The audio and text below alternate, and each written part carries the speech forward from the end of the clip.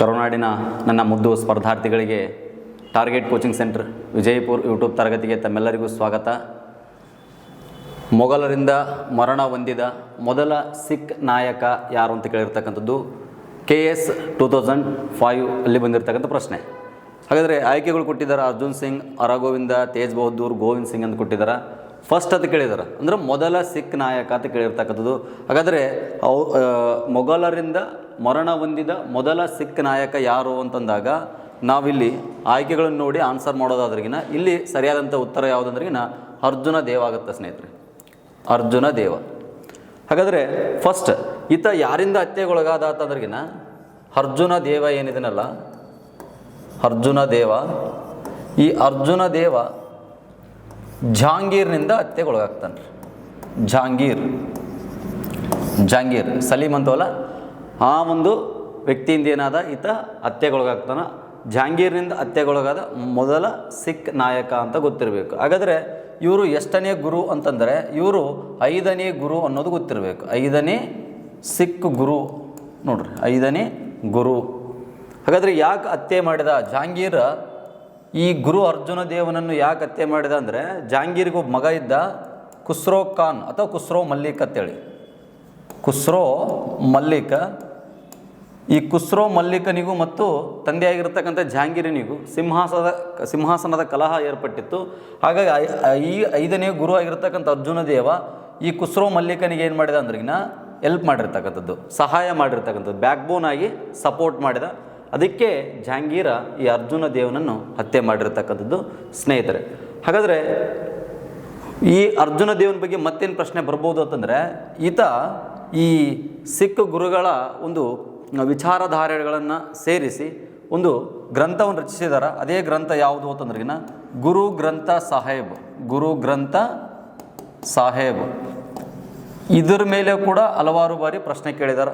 ಸಿಖ್ಖರ ಪವಿತ್ರ ಗ್ರಂಥ ಯಾವುದು ಅಂತ ಕೇಳಿದರೆ ಇದನ್ನೇ ಹಾಕಬೇಕು. ಯಾರು ರಚನೆ ಮಾಡಿದರು ಅಂತ ಕೇಳಿದರೆ ಅರ್ಜುನ ದೇವ ರಚನೆ ಮಾಡಿರ್ತಕ್ಕಂಥದ್ದು.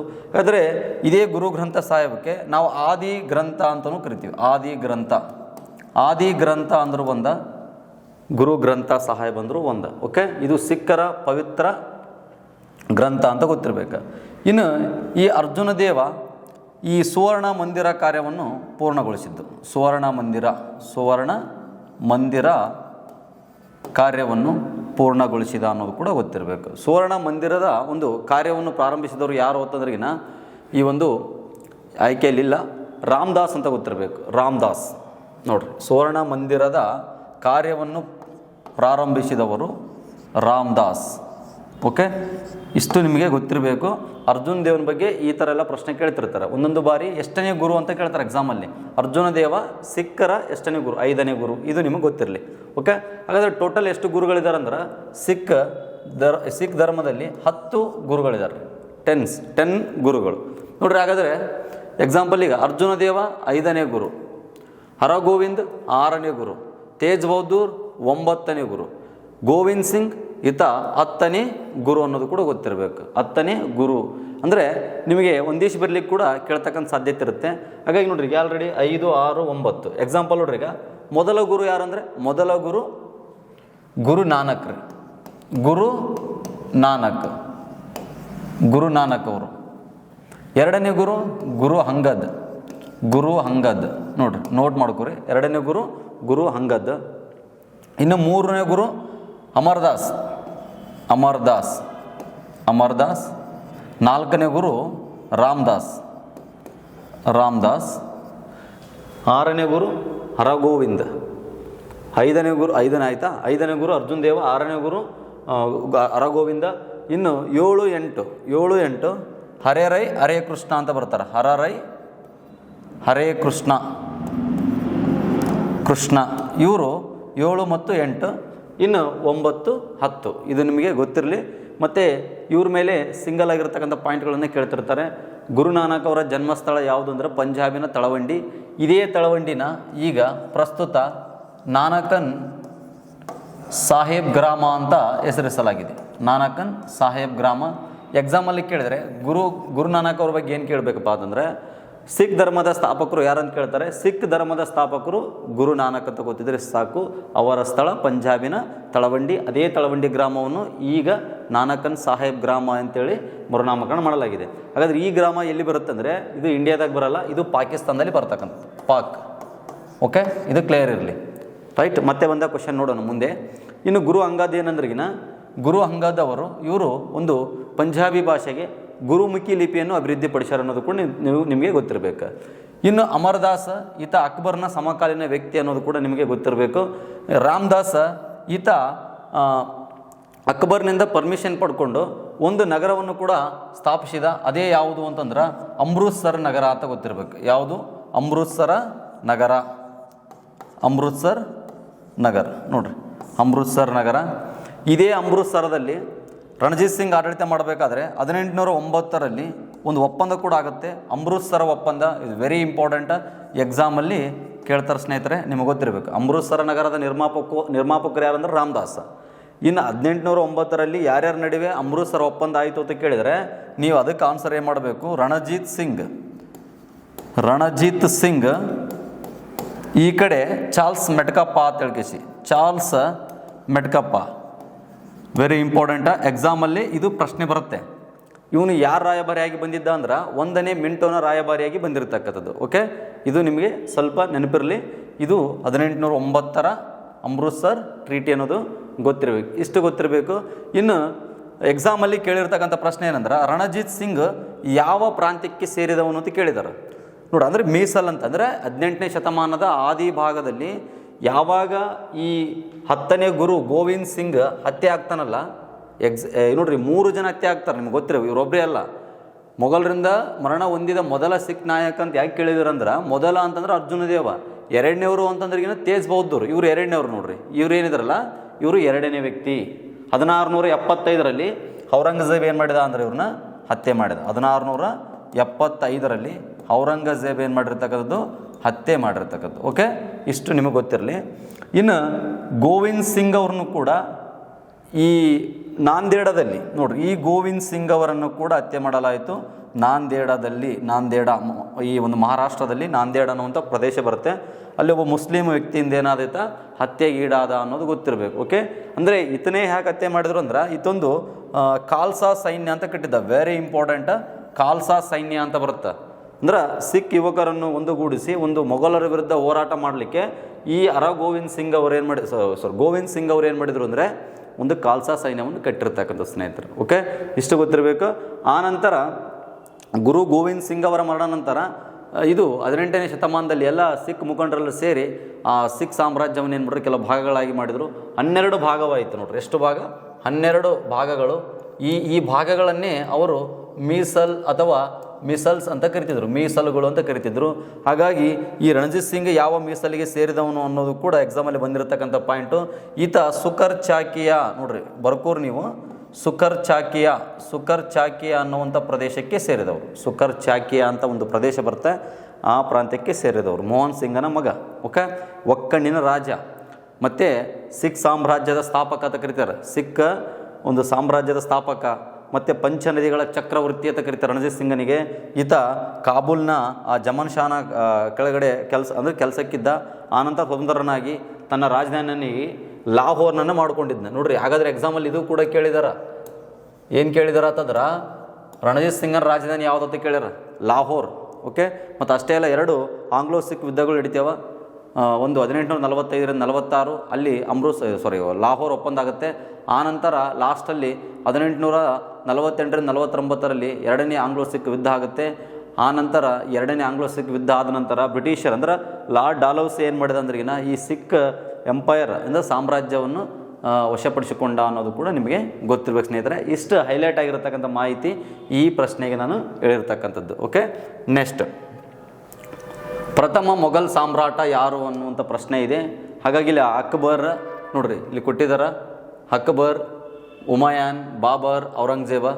ಇದಕ್ಕೆ ಸರಿಯಾದಂಥ ಉತ್ತರ ಯಾವುದು ಅಂತಂದ್ರಿಗಿನ ಬಾಬರ್ ರೀ. ನೋಡ್ರಿ, ಮೊಘಲ್ ಸಾಮ್ರಾಟ, ಪ್ರಥಮ ಮೊಘಲ್ ಸಾಮ್ರಾಟ 1526ರಲ್ಲಿ ಒಂದು ಕದನ ನಡೀತೆ, ಪಾಣಿಪತ್ ಕದನ ಅಂತ ಕರಿತೀವಿ ನಾವು. ಮೊದಲನೆಯ ಪಾಣಿಪತ್ ಕದನ ಪಾಣಿಪತ್ ಕದನ ಅಂತ ಕರಿತೀವಿ. ನೋಡ್ರಿ 1526 ಏಪ್ರಿಲ್ 21ಕ್ಕೆ ನಡೆದತ್ರಿ ಇದು ಬಾಬರ್ನಿಗೂ ಮತ್ತು ಇಬ್ರಾಹಿಂ ಲೂದಿ ಮಧ್ಯೆ ನಡೆದಿರತಕ್ಕಂಥದ್ದು. ಓಕೆ, ಇಲ್ಲಿ ಈ ಒಂದು ತಲಗಾಮ್ ಯುದ್ಧವನ್ನು ಅನುಸರಿಸಿ, ಇದೊಂಥರ ಗೆರಿಲ್ಲಾ ಯುದ್ಧ ಇದ್ದಂಗೆ, ಈ ಯುದ್ಧವನ್ನು ಅನುಸರಿಸಿ ಈತ ಇಬ್ರಾಹಿಂ ಲೂದಿಯನ್ನು ಸೋಲಿಸಿ ಇಲ್ಲಿ ಏನು ಮಾಡಿರ್ತಕ್ಕಂಥದ್ದಂದರೆ ಮೊಘಲ್ ಸಾಮ್ರಾಜ್ಯವನ್ನು ಸ್ಥಾಪಿಸಿರ್ತಕ್ಕಂಥದ್ದು. ನೋಡ್ರಿ, ಹಾಗಾದರೆ ಎಕ್ಸಾಮಲ್ಲಿ ಹಲವಾರು ಬಾರಿ ಪ್ರಶ್ನೆ ಬರ್ತವೆ. ಮೊಘಲ್ ಸಾಮ್ರಾಜ್ಯ ಯಾರು ಸ್ಥಾಪನೆ ಮಾಡಿದ್ರು ಅಂದರೆ ಬಾಬರ್. ಇನ್ನು ಯಾವ ಯುದ್ಧದ ನಂತರ ಅಂತ ಕೇಳಿದ್ರೆ ಒಂದನೇ ಪಾಣಿಪತ್ ಕದನ ಯಾವಾಗ ಸಂಭವಿಸ್ತಂದ್ರೆ 1526 ಏಪ್ರಿಲ್ 21. ಯಾರ್ಯಾರ ಮಧ್ಯೆ ಅಂತ ಕೇಳಿದರೆ ಬಾಬರ್ ಮತ್ತು ಇಬ್ರಾಹಿಂ ಲೂದಿ. ಅಲ್ಲಿ ಯಾವ ಯುದ್ಧದ ಒಂದು ತಂತ್ರವನ್ನು ಹೂಡಿದ ಅಂತಂದ್ರಿಗಿನ ತಲಗಾಮ್. ಇದು ಯಾರು ಬಳಕೆ ಮಾಡ್ತಾರಂದ್ರೆ ಇಲ್ಲಿ ಉಜ್ಬೇನಿ ಜನಾಂಗ ಅಂತ ಇರ್ತಿದ್ರು, ಅವರು ಬಳಕೆ ಮಾಡಿರ್ತಕ್ಕಂಥ ಸ್ನೇಹಿತರು. ಓಕೆ, ಇದೇ ಯುದ್ಧದಲ್ಲಿ ಹತ ಕೊಹಿನೂರ್ ವಜ್ರವನ್ನು ವಶಪಡಿಸಿಕೊಂಡ. ಕೊಹಿನೂರ್ ವಜ್ರ ನೋಡ್ರಿ, ಕೊಹಿನೂರ್ ಡೈಮಂಡನ್ನು ವಶಪಡಿಸಿಕೊಂಡ. ಅಷ್ಟೇ ಅಲ್ಲ, ಈ ದೆಹಲಿ ಸುಲ್ತಾನರ ಆಡಳಿತ ಕೂಡ ಅಂತ್ಯ ಆಯಿತು. ನೋಡ್ರಿ, ದೆಹಲಿ ಸುಲ್ತಾನರ ಆಡಳಿತ ಅಂತ್ಯ. ಎಕ್ಸಾಮಲ್ಲಿ ಕೇಳ್ತಾರೆ, ಯಾವ ಕದನದ ನಂತರ ದೆಹಲಿ ಸುಲ್ತಾನರ ಆಡಳಿತ ಅಂತ್ಯವಾಯಿತು ಅಂತ ಕೇಳಿದರೆ ಒಂದನೇ ಪಾಣಿಪತ್ ಕದನ. ಓಕೆ, ಇಷ್ಟು ನಿಮಗೆ ಗೊತ್ತಿರಬೇಕು ಸ್ನೇಹಿತರೆ. ಇನ್ನು ಬಾಬರ್ ಒಂದು ಸಾಮ್ರಾಜ್ಯ ಸ್ಥಾಪನೆ ಮಾಡಿದ ನಂತರ ಸುಮಾರು 1526ರಿಂದ ಹಿಡಿದು 30ರವರೆಗೆ ಆತ ಇಲ್ಲಿ ಇರ್ತಕ್ಕಂಥದ್ದು. ಅದರ 4 ವರ್ಷಗಳ ಕಾಲ ಆಡಳಿತ ಮಾಡಿದರೂ ಕೂಡ ಒಂದು ದಿನ ಕೂಡ ಬಾಬರ್ ನೆಮ್ಮದಿಯಾಗಿ ಭಾರತದಲ್ಲಿ ಜೀವನವನ್ನು ಕಳೀಲಿಲ್ಲ. ಯಾಕಂದ್ರೆ ನೋಡ್ರಿ, 1526 ಒಂದು ಯುದ್ಧ ಆಗುತ್ತಾ, ಅದಾದ ನಂತರ 1527 ಆಗುತ್ತೆ. 1527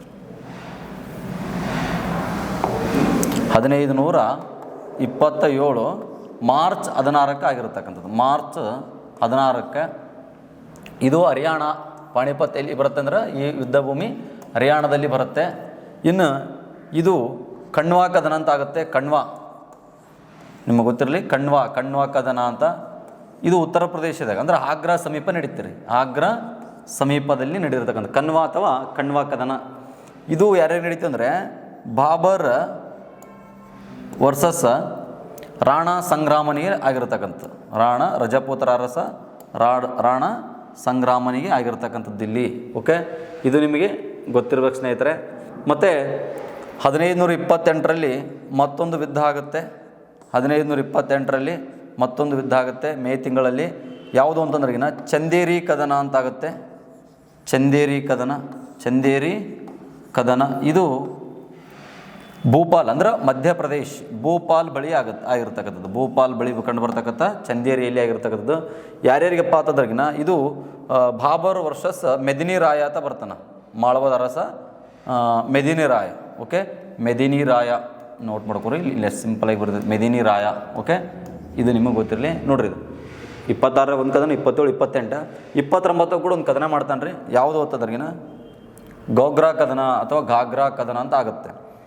ಇದನ್ನೆಲ್ಲ ಯಾಕೆ ಹೇಳ್ತಾ ಇದ್ದೇನೆ ಅಂದ್ರೆ ಒಂದು ಪ್ರಶ್ನೆ ಬರುತ್ತೆ, ಸ್ವಲ್ಪ ಗಮನಿಸಿ. 1529ರಲ್ಲಿ ಗೋಗ್ರಾ ಅಥವಾ ಘಾಗ್ರಾ ಕದನವನ್ನು ಕೈಗೊಂಡ ಯಾರು? ಬಾಬರ್. ಇದು ಎಲ್ಲಿ ಅಂದ್ರೆ ಬಿಹಾರದಲ್ಲಿ ಬರ್ತಕ್ಕಂಥದ್ದು ಒಂದು ನದಿ ಅದು ಗೋಗ್ರಾ ಅನ್ನೋದು. ಇನ್ನು ಇದು ಯಾರ್ಯಾರಿಗಾಯ್ತು ಅಂದ್ರೆ ಇನ್ನು ಬಾಬರ್ ವರ್ಸಸ್ ಮೊಹಮ್ಮದ್ ಲೂದಿ ವಂಶಸ್ಥ. ಮೊಹಮ್ಮದ್ ಲೂದಿ ಸ್ನೇಹಿತರು, ಮೊಹಮ್ಮದ್ ಲೂದಿ ಇವರಿಗೆ ಆಗಿರ್ತಕ್ಕಂಥದ್ದು. ಓಕೆ, ಇಲ್ಲೆಲ್ಲದರಲ್ಲಿಯೂ ಕೂಡ ಬಾಬರ್ ಜಯಶಾಲಿ ಆಗಿರ್ತಕ್ಕಂಥದ್ದು. ನಿಮಗೆ ಪ್ರಶ್ನೆ ಏನು ಬರುತ್ತೆ ಅಂತಂದರೆ ಒಂದೀಸಿ ಬರಲಿಕ್ಕೆ ಕೇಳ್ಬೋದು ಈ ಕಥನಗಳ ಮೇಲೆ. ಇಲ್ಲ ಅಂತಂದ್ರೆ ಕ್ರೊನಾಲಜಿಕಲ್ ಆಗಿ ಕಾಲಾನುಕ್ರಮದಲ್ಲಿ ಬರೀರಿ ಅಂತ ಕೂಡ ಕೇಳ್ತಕ್ಕಂಥ ಸಾಧ್ಯತೆ ಇರುತ್ತೆ.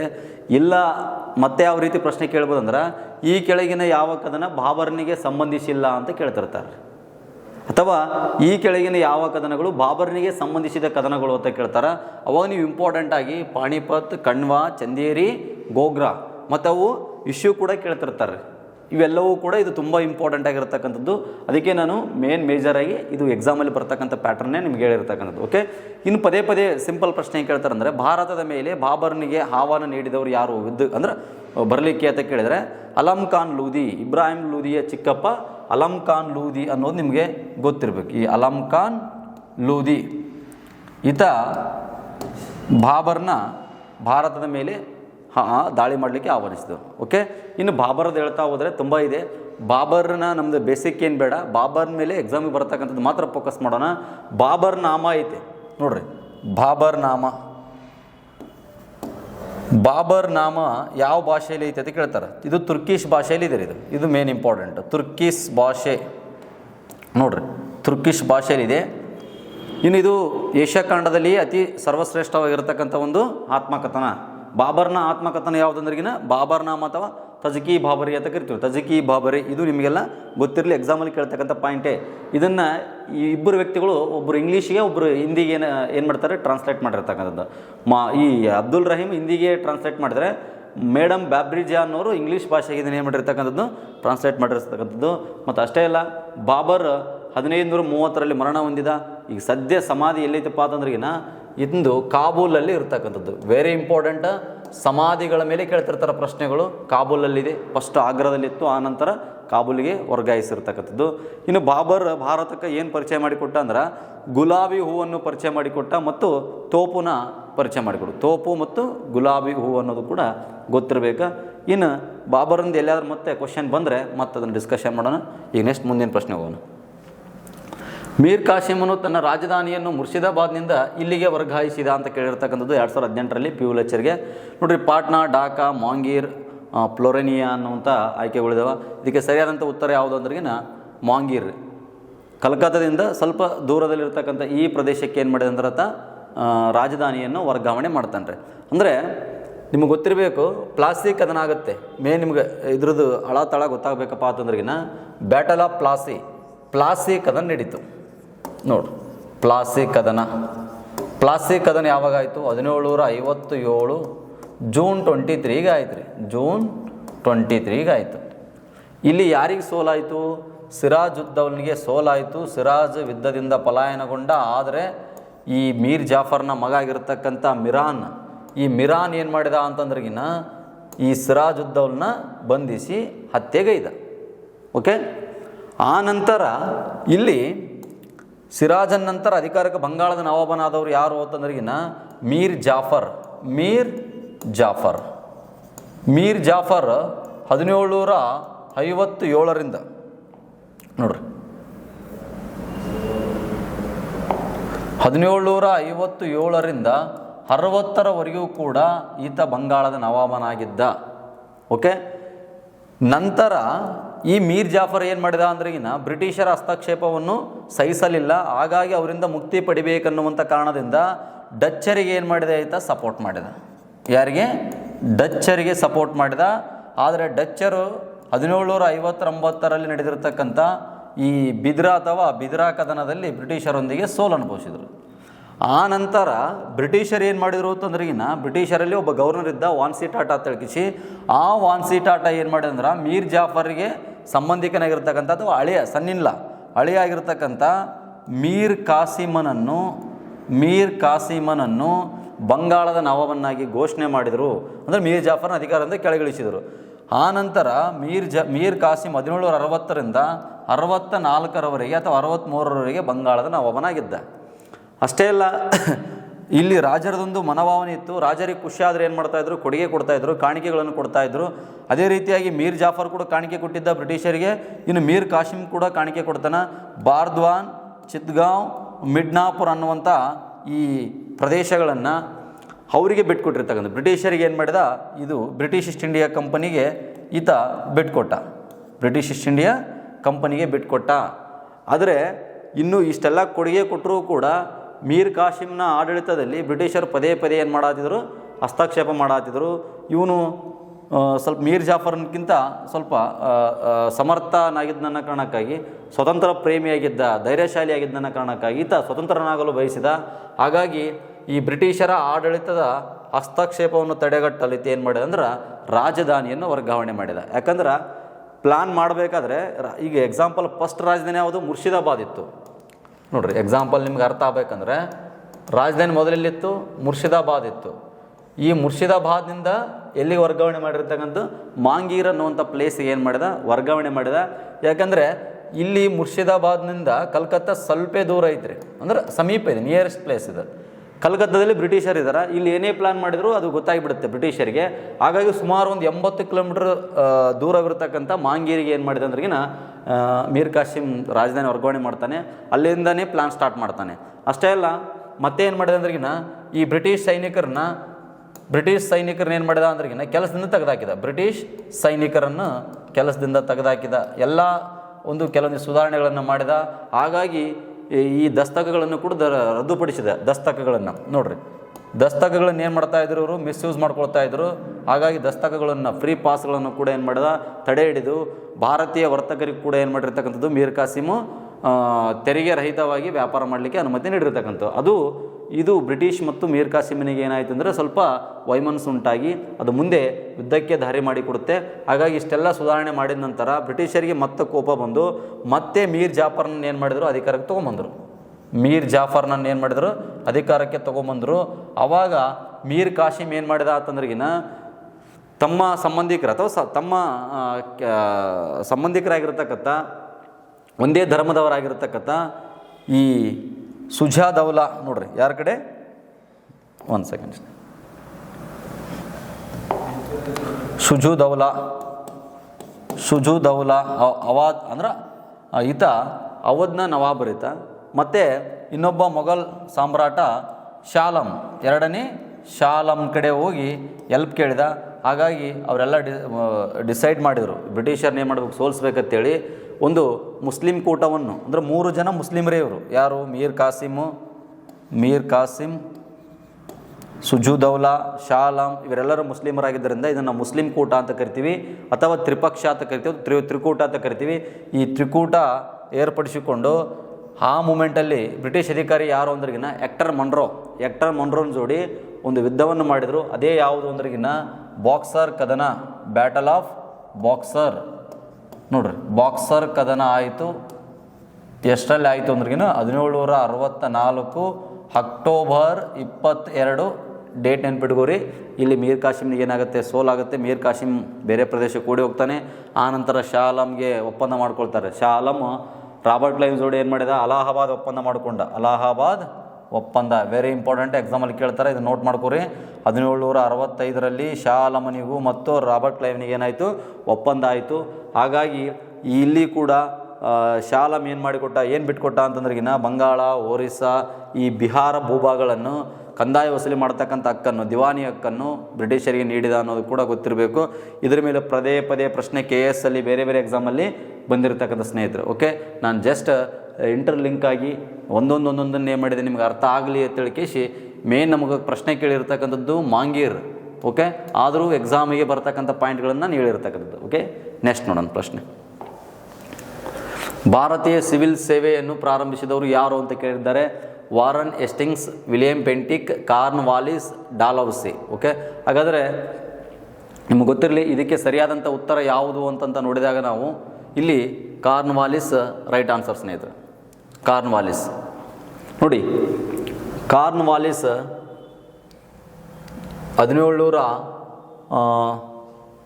1793ರಲ್ಲಿ ನೋಡ್ರಿ, 1793ರಲ್ಲಿ ಕೆಲವೊಂದು ಸುಧಾರಣೆಗಳನ್ನು ಕೈಗೊಳ್ತಾನೆ ರೀ. ಏನು ಸುಧಾರಣೆ ಅಂತಂದ್ರೆಗಿನ ಒಂದು ಪೊಲೀಸ್ ವ್ಯವಸ್ಥೆ ಜಾರಿಗೆ ತೊಗೊಂಬಂದ. ಫಸ್ಟ್ ಆಗಿ ಹೇಳೋದಾದ್ರೇನ ಪೊಲೀಸ್ ವ್ಯವಸ್ಥೆ ಒಂದು, ಇನ್ನು ಕಾಯಂ ಜಮೀನ್ದಾರಿ ಪದ್ಧತಿನ ಜಾರಿಗೆ ತೊಗೊಂಬಂದ. ಕಾಯಂ ಜಮೀನ್ದಾರಿ ಪದ್ಧತಿನ ಜಾರಿಗೆ ತೊಗೊಂಬಂದ. ಅಷ್ಟೇ ಅಲ್ಲ, ಈ ಪ್ರಾಥಮಿಕ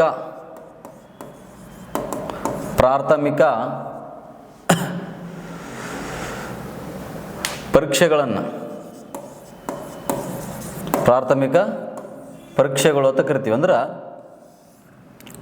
ಈ ಪೂರ್ವಭಾವಿ ಹೆಂಗಿರ್ತದಲ್ಲ ಆ ಟೈಪ್ನಲ್ಲಿ. ಅಂದರೆ ಇದು ಎಕ್ಸಾಂಪಲ್ ನೀವು KS ಅಂತಲ್ಲ, ಇದು ಭಾಳ ಗೊಂದಲ ಇದೆ ಸ್ನೇಹಿತರೆ. ಈಗ ನಾವು ಏನಾದರೂ KS IAS ಈ ಎಕ್ಸಾಮ್ ಬರಿತೀವಲ್ಲ ಅವಲ್ಲ, ಜಸ್ಟ್ ಎಲಿಮಿನೆಂಟ್ರಿ ಎಕ್ಸಾಮಿನೇಷನ್, ಪ್ರಾಥಮಿಕ ಪರೀಕ್ಷೆಗಳನ್ನು, ಪ್ರಾಥಮಿಕ ನಾಗರಿಕ ಸೇವಾ ಪರೀಕ್ಷೆನ ಏನು ಮಾಡಿರ್ತಕ್ಕಂಥದ್ದು ಆರಂಭಿಸಿರ್ತಕ್ಕಂಥದ್ದು, ಜಸ್ಟ್ ಎಲಿಮಿನೆಂಟ್ರಿ ಸಿವಿಲ್ ಸರ್ವಿಸ್ ಎಕ್ಸಾಮಿನೇಷನ್. ಆದ್ರೆ ಇವೇ ಮುಂದೆ ಏನಾಗ್ತಾವೆ ಅಂತಂದರೆ ICS ಆಗಿ ಬದಲಾಗ್ತಾವ್ರಿ. ಇವ್ರು ಏನು ಅಡಿಪಾಯ ಹಾಕಿದ್ರಲ್ಲ ಈ ಒಂದು ಪದ್ಧತಿ ಮುಂದೆ ಏನಾಗುತ್ತೆ ಅಂತಂದ್ರೆ ICS ಆಗಿ ಬದಲಾಗುತ್ತೆ, ಇಂಡಿಯನ್ ಸಿವಿಲ್ ಸರ್ವಿಸ್ ಆಗಿ ಬದಲಾಗ್ತಕ್ಕಂಥದ್ದು. ಅವೇ ಇಂಡಿಯನ್ ಸಿವಿಲ್ ಸರ್ವಿಸೇ ಇವತ್ತು IAS ಅಂತ ಕರಿತೀವಿ ನಾವು. ಓಕೆ, ಇವತ್ತು ನಾವೇನು ಮಾಡ್ಕೊಂಡ್ವಿ IAS ಆಗಿ ಕನ್ವರ್ಟ್ ಮಾಡ್ಕೊಂಡ್ವಿ. ಬಟ್ ಲಾರ್ಡ್ ಕಾರ್ನ್ವಾಲಿಸ್ ಈ ಸಿಸ್ಟಮ್ನ ಹ್ಯಾಕ್ ತೊಗೊಂಬಂದಿದ್ನ ಅಂತಂದ್ರಿಗಿನ ಕಂಪನಿಯಲ್ಲಿ ಕೆಲಸಗಾರರು ಬೇಕಾಗಿತ್ತು. ಸಿಂಪಲ್ ರೀ ನೋಡ್ರಿ, ಈತ ಪ್ರಾಥಮಿಕ ನಾಗರಿಕ ಸೇವಾ ಪರೀಕ್ಷೆಯನ್ನು ಯಾಕೆ ಆರಂಭಿಸಿದ ಅಂತಂದ್ರಿಗಿನ ಕಂಪನಿಯ ವೆಚ್ಚವನ್ನು ಉಳಿಸಲು. ನೀವು ಜಸ್ಟ್ ಥಿಂಕ್ ಮಾಡಿರಿ, ಬ್ರಿಟಿಷರ್ ನಮಗೇನು ಒಳ್ಳೇದಾಗಲಿ ಅಂತೇಳಿ ಕೇಸಿ ಕಾರ್ನ್ವಾಲಿಸ್ ತುಂಬ ಭಾರತೀಯರ ಡೆವಲಪ್ಮೆಂಟ್ ಆಗಬೇಕಂತ ಏನು ಮಾಡಲಿಲ್ಲ. ತಮ್ಮ ಕಂಪನಿ ಲಾಭ ಆಗಬೇಕು, ಕಂಪನಿಯಲ್ಲಿ ರೊಕ್ಕ ಉಳ್ಕೊಳ್ಬೇಕು, ಕಾಸ್ಟನ್ನು ಉಳಿಸ್ಬೇಕನ್ನೋ ಕಾರಣಕ್ಕಾಗಿ ಇದು ಪ್ಲ್ಯಾನ್ ಮಾಡಿರ್ತಕ್ಕಂಥದ್ದು. ನೋಡಿರಿ, ಎಕ್ಸಾಂಪಲ್ ಈಗ ಬ್ರಿಟಿಷ್ ಈಸ್ಟ್ ಇಂಡಿಯಾ ಕಂಪನಿಯಲ್ಲಿ ಕೆಲಸಗಾರರ ಅವಶ್ಯಕತೆ ಇತ್ತು. ಬ್ರಿಟನ್ ಅಥವಾ ಇಂಗ್ಲೆಂಡಿಂದ ಇಲ್ಲಿ ತೊಗೊಂಡು ಬರಬೇಕಾದ್ರೆ ಖರ್ಚು ವೆಚ್ಚಗಳು ಏನಾಗ್ತದೆ ಜಾಸ್ತಿ ಆಗ್ತದೆ ಮತ್ತು ಲ್ಯಾಂಗ್ವೇಜ್ ಪ್ರಾಬ್ಲಮ್ ಆಗ್ತದೆ. ಅದೇ ಇಲ್ಲಿಯವ್ರು ಆದರೆ ಏನಾಗ್ತದೆ ಈಸಿ ಆಗ್ತದೆ ಅನ್ನೋ ಕಾರಣಕ್ಕಾಗಿ ಈ ಸಿಸ್ಟಮ್ನ ತೊಗೊಂಬಂದಿರ್ತದೆ. ಯಾರು? ಈ ಒಂದು ಲಾರ್ಡ್ ಕಾರ್ನ್ವಾಲಿಸ್. ಅದಕ್ಕೆ ಇದನ್ನು ನಾಗರಿಕ ಸೇವಾ ಪಿತಾಮಹ, ನಾಗರಿಕ ಸೇವೆಗಳ ಪಿತಾಮಹ ಅಂತ ಕರೀತಾರೆ, ಸಿವಿಲ್ ಸರ್ವಿಸ್ ಅಂತ ಕರೀತಾರೆ. ಇನ್ನು ಹಾಗಾದರೆ ಇನ್ನೊಂದು ಇಂಪಾರ್ಟೆಂಟ, ಇಲ್ಲಿ ಇನ್ನೊಂದು 1793ರಲ್ಲಿ ಕಾರ್ನ್ವಾಲಿಸ್ ಕೋಡ್ ಅಂತ ಬರುತ್ತೆ. ಕಾರ್ನ್ವಾಲಿಸ್ ಕೋಡ್ ಇದು ಕೂಡ ತುಂಬ ಇಂಪಾರ್ಟೆಂಟ್. ಅರ್ಥ ಆಯ್ತಾ? ಕಾರ್ನ್ವಾಲಿಸ್ ಕೋಡ್ ಅಂದ್ರೆ ಈ ಕಾರ್ಯಾಂಗದಿಂದ ನ್ಯಾಯಾಂಗವನ್ನು ಪ್ರತ್ಯೇಕಿಸುವುದು ಕಾನ್ಸೆಪ್ಟ್. ಅಂದ್ರೆ ಮೊದಲೆಲ್ಲ ಏನಿತ್ತು ಅಂದ್ರಿಗಿನ ನ್ಯಾಯಾಂಗ ಕಾರ್ಯಾಂಗ ಒಂದೇ ಕಡೆ ಇತ್ತು, ಕಾರ್ಯಾಂಗದಲ್ಲಿ ನ್ಯಾಯಾಂಗ ಇರ್ತಾ ಇತ್ತು. ಬಟ್ ಅದನ್ನು ಪ್ರತ್ಯೇಕಿಸಿದ ಯಾರು? ಕಾರ್ನ್ವಾಲಿಸ್ ಅನ್ನೋದು ಕೂಡ ಗೊತ್ತಿರಬೇಕು. ಕಾರ್ನ್ವಾಲಿಸ್ ಕೋಡ್ ಆಫ್ ಕಾರ್ನ್ವಾಲಿಸ್ ಇವೆಲ್ಲ ಎಕ್ಸಾಮಲ್ಲಿ ಕೇಳಿರ್ತಕ್ಕಂಥದ್ದು ಪ್ರಶ್ನೆ. ಅಷ್ಟೇ ಅಲ್ಲ, ಇನ್ನೊಂದು ಇಂಪಾರ್ಟೆಂಟ್ ಏನಪ್ಪ ಅಂತಂದ್ರೆ ಈತನ ಆಡಳಿತ ಅವಧಿಯಲ್ಲಿ 3ನೇ ಆಂಗ್ಲೋ ಮೈಸೂರು ಯುದ್ಧ ಕೂಡ ನಡೆದಿರ್ತಕ್ಕಂಥ 3ನೇ ಆಂಗ್ಲೋ ಮೈಸೂರು ಯುದ್ಧ ಎಕ್ಸಾಮಲ್ಲಿ ಕೇಳ್ಯಾರ. 3ನೇ ಆಂಗ್ಲೋ ಮೈಸೂರು ಯುದ್ಧ ನಡೆದಾಗ ಗವರ್ನರ್ ಜನರಲ್ ಯಾರಾಗಿದ್ದರು ಅಂತ ಲಾರ್ಡ್ ಕಾರ್ನ್ವಾಲಿಸ್. 1797ರಲ್ಲಿ ಏನಾಗೈತೆ 3ನೇ ಆಂಗ್ಲೋ ಮೈಸೂರು ಯುದ್ಧ ನಡೆದತ್ತೆ. ಇವು ಕೀ ಪಾಯಿಂಟ್ ಆಗಿ ನೆನ್ಪಿಟ್ಕೊಂಡ್ರೆ ಸಾಕು, ಇಲ್ಲಿ ಎಕ್ಸ್ಪ್ಲೈನ್ ಮಾಡೋ ಅವಶ್ಯಕತೆ ಇಲ್ಲ. ಬಟ್ ಎಕ್ಸಾಮಲ್ಲಿ ನೇರವಾಗಿ ಇವೇ ಬರ್ತಾವ್ರಿ. ಅರ್ಥ ಆಯ್ತು? ಅದಕ್ಕೆ ನಾನು ಇವು ನಿಮಗೆ ಹೇಳ್ತಾ ಇರೋದು. ಓಕೆ, ಇಷ್ಟು ನಿಮಗೆ ಗೊತ್ತಿರಲಿ. ಇನ್ನು ಮುಂದೆ ಇವರೆಲ್ಲರನ್ನೂ ಕೂಡ ನಾವು ಡಿಸ್ಕಷನ್ ಮಾಡೋಣ. ಬಟ್ ನೀವು ಏನು ತಿಳ್ಕೊಂಡ್ರಿ, ಈಗ ಕಾರ್ನ್ವಾಲಿಸ್ ಕೋಡ್ ಜಾರಿಗೆ ತಂದವ್ರೆ ಕಾರ್ನ್ವಾಲಿಸ್. ಪೊಲೀಸ್ ವ್ಯವಸ್ಥೆ ಇರಲಿಲ್ಲ. ಅಲಾವುದ್ದೀನ್ ಖಿಲ್ಜಿಯಲ್ಲಿ ಕಾಲದಲ್ಲಿ ಕೊತ್ವಾಲ್ ಅನ್ನೋದಿತ್ತು. ಮತ್ತು ಇದು ಒಂದು ಸುಧಾರಣೆಯಾಗಿ ಜಾರಿ ಮಾಡಿದವರು ಯಾರಂದ್ರಿಗಿನ ಈ ಒಂದು ಕಾರ್ನ್ವಾಲಿಸ್, ಅಂದರೆ ಭ್ರಷ್ಟಾಚಾರವನ್ನು ತಡೆಗಟ್ಟಲು. ಇನ್ನು ಮುಂದೆ ಈ ಲಾರ್ಡ್ ಕರ್ಜನ್ ಏನು ಮಾಡ್ತಾನಂದರೆ, ಲಾರ್ಡ್ ಕರ್ಜನ್ ಮತ್ತು ಪೊಲೀಸ್ ಸುಧಾರಣೆಯನ್ನು ಮಾಡ್ತಕ್ಕಂಥದ್ದು ಸ್ನೇಹಿತರೆ.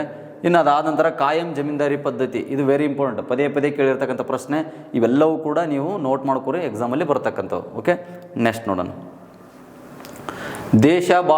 ದೇಶೀಯ ಭಾಷೆಗಳ ಪತ್ರಿಕಾ ಕಾಯ್ದೆಯನ್ನು ಜಾರಿಗೆ ತಂದವರು ಯಾರು ಅಂತ ಕೇಳಿದ್ದಾರೆ. ಸಿಂಪಲಾಗಿ ಹೇಳ್ಬೇಕಂದ್ರೆ ವೆರ್ನಾಕ್ಯುಲರ್ ಪ್ರೆಸ್ ಆ್ಯಕ್ಟ್ ಅಂತ ಕರಿತೀವಿ, VPA ಕಾಯ್ದೆ ಅಂತ ಕರಿತೀವಿ ನಾವು. VPA ಕಾಯ್ದೆ ಇದು ಜಾರಿಗೆ ತಂದವರು ಯಾರು ಅಂತಂದ್ರಿಗಿನ ಲಾರ್ಡ್ ಲಿಟ್ಟನ್ ಅನ್ನೋದು ಗೊತ್ತಿರಬೇಕು. ಈ ಲಾರ್ಡ್ ಲಿಟ್ಟನ್ನ ಪ್ರತಿಗಾಮಿ ವೈಸರಾಯ್ ಅಂತ ಕರೀತಾರೆ. ಪ್ರತಿಗಾಮಿ, ಫಸ್ಟ್ ಆಫ್ ಆಲ್ ನೋಡ್ರಿ, ಇವನು ಏನಂತ ಕರೀತಾರೆ? ಪ್ರತಿಗಾಮಿ ವೈಸರಾಯ್ ಅಂತ ಕರೀತಾರೆ. ರಿವರ್ಸ್ ಪರ್ಸನ್ ರೀ ಇವನು. ಓಕೆ, ನಾವು ಕಂಡಂಥ ಅತಿ ಭ್ರಷ್ಟ ಅಧಿಕಾರಿ ಇವನು. ಯಾರು? Lord Lytton. ನೋಡ್ರಿ, ಇದನ್ನು ತೊಗೊಂಡು ಬಂದ, VPA ಕಾಯ್ದೆನ ತೊಗೊಂಬಂದ. ಅದಾದ ನಂತರ ಆರ್ಮ್ಸ್ ಆ್ಯಕ್ಟ್ ತೊಗೊಂಬರ್ತಾನೆ ರೀ ಇವನು. ಆರ್ಮ್ಸ್ ಆ್ಯಕ್ಟ್, ಸಶಸ್ತ್ರ ನಿಷೇಧ ಕಾಯ್ದೆ ಅಂತ ತೊಗೊಂಬರ್ತಾನೆ. ಹೌದಾ? ನೋಡ್ರಿ, ಮತ್ತು ನಾಗರಿಕ ಕಾಯ್ದೆ ತೊಗೊಂಬಂದ, ಸಿವಿಲ್ ಆ್ಯಕ್ಟ್ ತೊಗೊಂಬಂದ, ಸಿವಿಲ್ ಆ್ಯಕ್ಟ್. ಓಕೆ, ಸಿವಿಲ್ ಕಾಯ್ದೆ ಅಂತ ಕರಿತೀವಿ ನಾವು. ಸಿವಿಲ್ ಆ್ಯಕ್ಟ್ ಕೂಡ ಜಾರಿ ಮಾಡಿದ ಯಾರು? Lord Lytton. ಮತ್ತು ಅಷ್ಟೇ ಅಲ್ಲ, ಇಂಪೀರಿಯಲ್ ದರ್ಬಾರ್ ಮಾಡ್ತಾನೆ ರೀ. ಇಂಪೀರಿಯಲ್ ದರ್ಬಾರ್ ಇವನ ಆಡಳಿತದಲ್ಲಿ ಇಂಪೀರಿಯಲ್ ದರ್ಬಾರ್ ಆಗುತ್ತೆ, ಅಥವಾ ದೆಹಲಿ ದರ್ಬಾರ್ ಅಂತ ಕರಿತೀವಿ ನಾವು. ಓಕೆ, ಇವೆಲ್ಲ ಆಗಿರ್ತಕ್ಕಂಥದ್ದೇ ಲಾರ್ಡ್ ಲಿಟ್ಟನ್ನ ಕಾಲದಲ್ಲಿ. ಪ್ರತಿಗಾಮಿ ವೈಸರಾಯ್ ನೋಡ್ರಿ. ಮತ್ತು ಈ ಇನ್ನೊಂದು ಯಾವುದು ವಿ ಪಿ ಎ ಕಾಯ್ದೆ, ಓಕೆ ಇದು ಒಂದಾಯಿತು. ಆರ್ಮ್ಸ್ ಆ್ಯಕ್ಟು, ಸಿವಿಲ್ ಆ್ಯಕ್ಟ್ ಮತ್ತು ಇಂಪೀರಿಯಲ್ ಆ್ಯಕ್ಟ್, ಇವು 3 ತುಂಬ ಇಂಪಾರ್ಟೆಂಟ್ ನೋಡ್ರಿ. ಯಾಕಂದರೆ ಇದನ್ನು ತಂದಿರೋ ಉದ್ದೇಶ ಏನಂದರೆ ಪತ್ರಿಕೆಗಳ ಮೇಲೆ ಏನು ಮಾಡಬೇಕು, ನಿರ್ಬಂಧ ಇರಬೇಕು. ಪತ್ರಿಕೆಗಳು ತುಂಬ ಫೇಮಸ್ ಆಗಿದ್ದು ಅವಾಗ. ಎಕ್ಸಾಂಪಲ್ ಈಗ ಕೇಸರಿ, ಯುಗಾಂತರ, ಒಂದೇ ಮಾತರಂ ಇಂಥ ಪತ್ರಿಕೆಗಳು ಜನ ಓದ್ತಿದ್ರು. ಅದ್ರ ಮೇಲೆ ಏನು ಮಾಡಿದ, ನಿರ್ಬಂಧ ಅಂದರೆ ಸೆನ್ಸಾರ್ಶಿಪ್, ಪತ್ರಿಕೆಗಳ ಮೇಲೆ ಕತ್ತರಿ ಪ್ರಯೋಗವನ್ನು ಕೈಗೊಂಡ. ಅಂದರೆ ಅಲ್ಲಿ ಮೊದಲೇನಿತ್ತು, ಎಷ್ಟಾದರೂ ಪಬ್ಲಿಷ್ ಮಾಡ್ಬೋದಾಗಿತ್ತು, ಅನ್ಲಿಮಿಟೆಡ್ ಕಾಪಿಗಳನ್ನು ನಾವೇನು ಮಾಡ್ಬೋದಾಗಿತ್ತು, ಪ್ರಿಂಟ್ ಹಾಕ್ಬೋದಾಗಿತ್ತು. ಬಟ್ ಆದರೆ ಈ ಕಾಯ್ದೆ ಬಂದ ನಂತರ ಅವ್ರು ಎಷ್ಟು ಹೇಳ್ತಾರಲ್ಲ ಅಷ್ಟೇ ಕಾಪಿಗಳನ್ನು ನಾವು ಏನು ಮಾಡಬೇಕು, ಪ್ರಿಂಟ್ ಮಾಡಬೇಕಾಗಿತ್ತು. ಮತ್ತು ಈ ಪ್ರತಿ ಲೇಖನಗಳು ಏನಾದರೂ ಬ್ರಿಟಿಷರಿಗೆ ಆಗದೇ ಇರತಕ್ಕಂಥ ಲೇಖನಗಳು ಏನಾದರೂ ಇದ್ದರೆ, ವರ್ಡ್ ಇದ್ದರೆ ಅದನ್ನು ಕಟ್ ಮಾಡ್ತಕ್ಕಂಥ, ಅಂದರೆ ಸೆನ್ಸಾರ್ಶಿಪ್ಪನ್ನು ಮಾಡ್ತಕ್ಕಂಥದ್ದು. ಓಕೆ, ಇದೆಲ್ಲವೂ ಲಾರ್ಡ್ ಕರ್ಜನ್ ಏನು ಮಾಡ್ತಾನೆ, ಲಾರ್ಡ್ ಲಿಟ್ಟನ್ ಏನು ಮಾಡಿದ, ಪತ್ರಿಕೆಗಳನ್ನು ನಿಯಂತ್ರಿಸಲು ಜಾರಿ ತಂದಿರತಕ್ಕಂಥ. ಇನ್ನು ಆರ್ಮ್ಸ್ ಆ್ಯಕ್ಟ್ ಯಾಕೆ ತೊಗೊಂಬರ್ತಾನೆ ಅಂತಂದ್ರೆ, ಸಶಸ್ತ್ರ ಕಾಯ್ದೆ ಯಾಕೆ ತೊಗೊಂಬಂದ ಅಂತಂದ್ರಿಗಿನ ಜನರು ನಮ್ಮ ಭಾರತದಲ್ಲಿ ಹಲವಾರು ಬುಡಕಟ್ಟುಗಳಿದ್ದು, ಬುಡಕಟ್ಟುಗಳು ಬೇಟೆ ಆಡ್ತಾಯಿದ್ರು. ಅವರು ಬೇಟೆ ಅಂತಂದರೆ ಬಿಲ್ಲು ಬಾಣಗಳನ್ನು ಹೊಂದಿರತಕ್ಕಂಥದ್ದು. ಅವರು ಪ್ರಾಣಿಗಳ ಮೇಲೆ ಪ್ರಯೋಗ ಮಾಡ್ತಾಯಿದ್ರು. ಅಕಸ್ಮಾತ್ ಅವರಿಗೆ ನಾಲೆಜ್ ಆಗಿ ಅವರು ತಮ್ಮನ್ನು ತಾವು ಆಳ್ಕೊಳ್ಬೇಕನ್ನುವಂಥ ಪ್ರಶ್ನೆ ಮೂಡಿದಾಗ, ಸ್ವತಂತ್ರರಾಗಬೇಕನ್ನೋ ಪ್ರಶ್ನೆ ಮೂಡಿದಾಗ ಆ ಬಾಣಗಳು ನಮಗೆ ರಿವರ್ಸ್ ಬರಬಹುದು ಅನ್ನೋ ಕಾರಣಕ್ಕಾಗಿ ಆತ ಆ ರೀತಿ ಮಾಡಿರ್ತಕ್ಕಂಥದ್ದು. ಇನ್ನು ಸಿವಿಲ್ ಸರ್ವೀಸ್ ಆ್ಯಕ್ಟನ್ನು ಜಾರಿ ತೊಗೊಂಬಂದ್ಬಿಟ್ಟು ಈತ ಏನು ಮಾಡಿದ ಅಂದ್ರಿಗಿನ 21 ಇರತಕ್ಕಂಥ ಪರೀಕ್ಷೆ ವಯಸ್ಸನ್ನು 19ಕ್ಕೆ ಏನು ಮಾಡಿರ್ತಕ್ಕಂಥದ್ದು, ಇಳಿಕೆ ಮಾಡಿರ್ತಕ್ಕಂಥದ್ದು. ಇನ್ನು ಹಲವಾರು ಇದಾವಲ್ಲಿ. ಅದರಲ್ಲಿ ಇಷ್ಟೇ ಅಲ್ಲ, ಇದು ಒಂದೇ ಅಲ್ಲ, ಅಲ್ಲಿ ಕಂಪಲ್ಸರಿ ಏನು ಈ ರಿಟರ್ನ್ ಎಕ್ಸಾಮ್ಗಳನ್ನೆಲ್ಲ ಏನು ಮಾಡಿದ, ಲಂಡನ್ನಲ್ಲಿ ಅಲ್ಲಿಗೆ ವರ್ಗಾಯಿಸಿದ.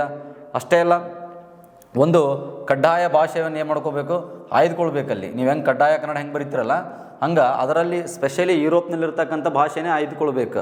ಅದಾದ ನಂತರ ಇಲ್ಲಿ ರೈಫಲ್ ಶೂಟಿಂಗ್ ಮತ್ತು ಈ ಕುದುರೆ ಸವಾರಿ ಇವೆಲ್ಲವನ್ನು ಕೂಡ ಮಾಡಬೇಕಾಗಿತ್ತು. ಇವೆಲ್ಲವನ್ನು ನಾವು ಪಾಸ್ ಆದರೆ ಮಾತ್ರ ಎಲಿಜಿಬಲ್ ಆದರೆ ನಮ್ಗೆ ಒಂದು ಯಾವುದಾದ್ರು ಒಂದು ಗ್ರೇಡ್ 1 ಪೋಸ್ಟ್ಗಳನ್ನು ಕೊಡ್ತಿದ್ರು ICS ಪರೀಕ್ಷೆಯಲ್ಲಿ ಪಾಸಾದ. ಓಕೆ, ಇದು ನಿಮಗೆ ಗೊತ್ತಿರಬೇಕು. ನೆಕ್ಸ್ಟ್, ಇದು ಹಲವಾರು ಬಾರಿ ಎಕ್ಸಾಮಲ್ಲಿ ಬಂದಿರತಕ್ಕಂಥ ಸ್ನೇಹಿತರೆ, ಇವೆಲ್ಲವೂ ಕೂಡ ಗೊತ್ತಿರಲಿ. ಮತ್ತು ಅದಕ್ಕಾಗಿಯೇ ಇದು ಒಂದೇ ವರ್ಡನ್ನೇ ನಾನು ಬರೆದುಬಿಟ್ಟಿನಿ. ಅದಕ್ಕೆ ಪ್ರತಿಗಾಮಿ ವೈಸ್ರಾಯ್ ನಿಮ್ಗೆ ಅಂಡರ್ಸ್ಟ್ಯಾಂಡಿಂಗ್ ಆಗಿಬಿಡ್ತೈತೆ. ಬಟ್ ಆದರೆ ಇವನ್ನ ನೀರೋ ಆಫ್ ಇಂಡಿಯಾ ಅಂತ ಕರೀತಾರೆ. ನೀರೋ ಆಫ್ ಇಂಡಿಯನ್. ಇಟಲಿಗೆ ಒಬ್ಬ ರಾಜ ಇದ್ದರೆ ನೀರೋ ಅಂತ. ಅವನಿಗೊಂದು ಹ್ಯಾಬಿಟ್ ಇತ್ತು, ಜನರ ಸಂಕಷ್ಟದಲ್ಲಿ ಇರಬೇಕಾದ್ರೆ ಏನು ಮಾಡ್ತಾ ಇದ್ದ, ತುಂಬ ಖುಷಿಯಾಗಿರ್ತಿದ್ದ. ಇವನು ಸೇಮ್ ಹಂಗೆ ನೋಡ್ರಿ. ಯಾರು, ಲಾರ್ಡ್ ಲಿಟ್ಟನ್. ಯಾಕಂದರೆ ದೆಹಲಿ ದರ್ಬಾರ್ ಮಾಡ್ತಾನೆ ಗೊತ್ತಾ, ಇಂಪೀರಿಯಲ್ ದರ್ಬಾರ್ 1876ರಲ್ಲಿ ಜನವರಿ 1ಕ್ಕೆ ಏನು ಮಾಡಿದ ಅಂತಂದ್ರಿಗಿನ ಇಂಪೀರಿಯಲ್ ದರ್ಬಾರ್ ಕೈಗೊಂಡ. ಇಲ್ಲಿ ಆ ಮೂಮೆಂಟ್ ಏನಿತ್ತಂದ್ರೆ 1876ರಲ್ಲಿ ಇಡೀ ಒಂದು ಬಂಗಾಳ ಅನ್ನೋದು ಏನಾಗಿತ್ತು, ಕ್ಷಾಮ ಆವರಿಸ್ಕೊಂಡಿತ್ತು, ಬರಗಾಲ ಬಂದಿತ್ತು. ಅದಕ್ಕೆ ಪರಿಹಾರನ ಹುಡುಕದೆ ಏನು ಮಾಡಿದೆ ಅಂದ್ರಿಗಿನ ಸುಮಾರು 1 ಕೋಟಿ ವೆಚ್ಚದಲ್ಲಿ ಈತ ಇಂಪೀರಿಯಲ್ ದರ್ಬಾರನ್ನು ಕೈಗೊಂಡ. ಅಂದರೆ ಇಂಪೀರಿಯಲ್ ದರ್ಬಾರ್ ಅಂದರೆ ರಾಣಿಗೊಂದು ಟೈಟಲ್ನ ಕೊಟ್ಟಿದ್ದರು, ಎಂಪ್ರೆಸ್ ಆಫ್ ಇಂಡಿಯಾ ಅಂತೇಳಿ ಕೇಸಿ ಈ ಬ್ರಿಟನ್ ಸಂಸತ್ತು ಈ ಕ್ವೀನ್ ವಿಕ್ಟೋರಿಯಾ ರಾಣಿಗೆ ಕೊಟ್ಟಿರ್ತಕ್ಕಂಥದ್ದು. ಅದನ್ನು ಸಂಭ್ರಮಿಸಲು ಈತ ಏನು ಮಾಡಿದ, ಒಂದು ಪ್ರೋಗ್ರಾಮನ್ನು ಕೈಗೊಂಡ. ಅದನ್ನೇ ನಾವು ಇಂಪೀರಿಯಲ್ ದರ್ಬಾರ್ ಅಂತ ಕರಿತೀವಿ. ಓಕೆ, ಇಷ್ಟು ನಿಮಗೆ ಗೊತ್ತಿರಬೇಕು. ಇವ್ನ ಬಗ್ಗೆ ನೀರೋ ಆಫ್ ಇಂಡಿಯನ್ ಅಂತ ಕರಿತೀವಿ, ಅಂದರೆ ಭಾರತದ ನೀರೋ ಅಂತ ಕರಿತೀವಿ. ಪ್ರತಿಗಾಮಿ ವೈಸರಾಯ್ ಅಂತ ಕರಿತೀವಿ. ಇದೆಲ್ಲವೂ ಕೂಡ ನಿಮಗೆ ಗೊತ್ತಿರಬೇಕು ಸ್ನೇಹಿತರೆ. ನೆಕ್ಸ್ಟ್, 1857ರ ಪ್ರತಿಭಟನೆಯಲ್ಲಿ ಬ್ರಿಟಿಷರನ್ನು ಯಾರು ಬೆಂಬಲಿಸಿದರು ಅಂತ ಕೇಳಿದಾರೆ. ನಿಮಗೆ ಗೊತ್ತಿರಬೇಕು. ಇಲ್ಲಿ ಈಸಿ ನೋಡಿದ್ರೆ ನೀವು ಹಾಕಿದರೆ ಈಸಿ ಆಗಿಬಿಡ್ಬೋದು. ಒಂದು ನೋಡ್ರಿ, ಕುನ್ವರ್ ಸಿಂಗ್ ಅಂತ ಆಗಲ್ಲ. ಯಾಕಂದರೆ ಕುನ್ವರ್ ಸಿಂಗ್ ಅಪೋಸಿಟ್ ಆಗಿದ್ದ, ಬಿಹಾರದಿಂದ ಹೋರಾಟ ಮಾಡಿದ. ಯಾರು, ಜಗದೀಶ್ಪುರದಿಂದ ಕುನ್ವರ್ ಸಿಂಗ್. ಮೌಲ್ವಿ ಅಹಮದುಲ್ಲಾ ಈತ ಕೂಡ ಆಗಲ್ಲ. ಈತ ಕೂಡ ಬ್ರಿಟಿಷರನ್ನ ಬೆಂಬಲಿಸಲಿಲ್ಲ, ಅವ್ರನ್ನ ಅಪೋಸ್ ಮಾಡಿರ್ತಕ್ಕಂಥದ್ದು. ಹಾಗಾದರೆ ನವಾಬ್ ಆಫ್ ಭೋಪಾಲ, ನಾ ಹೇಳಿದ್ದೀನಿ ಹಿಂದಿನ ಕ್ಲಾಸ್ ಹೋಗಿ ನೋಡ್ರಿ, ಇವರಿಬ್ಬರು, ಒಂದು ನಿಜಾಮ ಮತ್ತು ಭೋಪಾಲದ ಈ ಬೇಗಂ ಏನು ಮಾಡಿರ್ತಕ್ಕಂಥದ್ದು, ಬ್ರಿಟಿಷರ್ನ ಬೆಂಬಲಿಸಿರ್ತಕ್ಕಂಥದ್ದು. ನಾ ಹೇಳಿದ್ದೀನಿ ಈ ಬ್ರೇಕ್ ವಾಟರ್ಸ್ ಅಂತ ಕರಿತೀವಿ ಅಂತ ಕೇಳಿ. ಬ್ರೇಕ್ ವಾಟರ್ಸ್ ನೋಡ್ರಿ, ಇವ್ರಿಗೆಲ್ಲ ಯಾರ್ಯಾರು ಬ್ರಿಟಿಷರ್ನ ಬೆಂಬಲಿಸಿದಾರಲ್ಲ ಅವ್ರಿಗೆ ಏನಂತ ಕರಿತೀವಿ ನಾವು, ಬ್ರೇಕ್ ವಾಟರ್ಸ್ ಅಂತ ಕರಿತೀವಿ. ಬ್ರೇಕ್ ವಾಟರ್ಸ್ ಅಂದ್ರೆ ಏನಂದ್ರೆ, ಒಂದು ಅಲೆಯಲ್ಲಿ ಇವರು ಒಂದು ಅಲೆಯಲ್ಲಿ ಕೊಚ್ಕೊಂಡು ಹೋಗ್ತಾಯಿದ್ರು. ಆ ಕೊಚ್ಕೊಂಡು ಹೋಗ್ತಕ್ಕಂಥ ಅಲೆಯನ್ನು ತಡೆದವ್ರು ಯಾರಂದ್ರೆ ಇವರೇ, ತಡೆಗೋಡೆಯಾಗಿ ಅದಕ್ಕೆ ಅಲೆ ಹೊರಗೆ ಹೋಗ್ಲಾರ್ದಂಗೆ ಸ್ಟಾಪ್ ಮಾಡಿದವರು ಈ ವ್ಯಕ್ತಿಗಳಾಗಿದ್ದರಿಂದ ಬ್ರೇಕ್ ವಾಟರ್ಸ್ ಅಂತ ಕರಿತೀವಿ ರೀ. ಓಕೆ, ಇದು ನಿಮಗೆ ಗೊತ್ತಿರಬೇಕು. 1857ರ ಒಂದು ಸಂಪೂರ್ಣವಾಗಿರ್ತಕ್ಕಂಥ ಕ್ಲಾಸ್ಗಳನ್ನು ನಾನು 3 ವಿಡಿಯೋಗಳನ್ನು ನಾನು ಕ್ಲಾಸ್ ಮಾಡಿ ಅಪ್ಲೋಡ್ ಮಾಡಿರ್ತಕ್ಕಂಥದ್ದು. ಅದನ್ನು ನೋಡಿದರೆ ಸಾಕು, ನೀವು ಯಾವುದೇ ಕ್ವಶನಲ್ಲಿ ಹೋಗಲ್ಲ. ಅಲ್ಲಿ ನಾನು ಎಲ್ಲ ವಿವರಣೆ ಕೊಟ್ಟಿದ್ದೀನಿ, 1 by 1 ಹೇಳ್ಕೋತ ಬಂದೀನಿ. ಫಸ್ಟ್ ಕಾರಣಗಳು ಹೇಳಿದ್ದೀನಿ, ಆನಂತರ ನಾಯಕರು, ದಂಗೆ, ವಿಫಲತೆಗಳು, ಬದಲಾವಣೆಗಳು ಇವೆಲ್ಲವೂ ಕೂಡ ನಾನು ಆ ಒಂದು ಕ್ಲಾಸಲ್ಲಿ ಹೇಳಿರ್ತಕ್ಕಂಥದ್ದು. ಹಾಗಾಗಿ ಜಾಸ್ತಿ ಇಲ್ಲಿ ಎಕ್ಸ್ಪ್ಲೇನ್ ಮಾಡೋಕ್ಕೆ ಹೋಗಲ್ಲ, ಎಲ್ಲ ವಿಷಯ ಅಲ್ಲಿದೆ. ಹಾಗಾಗಿ ಈ ಥರ ಪ್ರಶ್ನೆಗಳು ಕೂಡ ನಿಮಗೆ ಬರ್ಬೋದು. ಇಲ್ಲಿ ನೋಡ್ರಿ, ಆ ಮತ್ತು ಈ, ಆ ಈ, ಓಕೆ, ಇಲ್ಲಿ 2 ಆಗಬೇಕು, ಬಟ್ ಇಲ್ಲಿ ಸ್ವಲ್ಪ ಇಲ್ಲೈತೆ ನೋಡ್ರಿ, ಇಲ್ಲಿದೆ ನೋಡ್ರಿ, ಆನ್ಸರ್ ಇಲ್ಲಿದೆ, ಆ ಮತ್ತು ಈ. ಓಕೆ, ಎಲ್ಲರಿಗೂ ಕೂಡ ಧನ್ಯವಾದಗಳು ಸ್ನೇಹಿತರೆ. ಮತ್ತು ಇದೇ ಥರದ ಪ್ರಶ್ನೆಗಳನ್ನು ನಾನು ಮುಂದಿನ ತರಗತಿಯಲ್ಲಿ ತೆಗೆದುಕೊಂಡು ಬರ್ತೇನೆ. Thank you.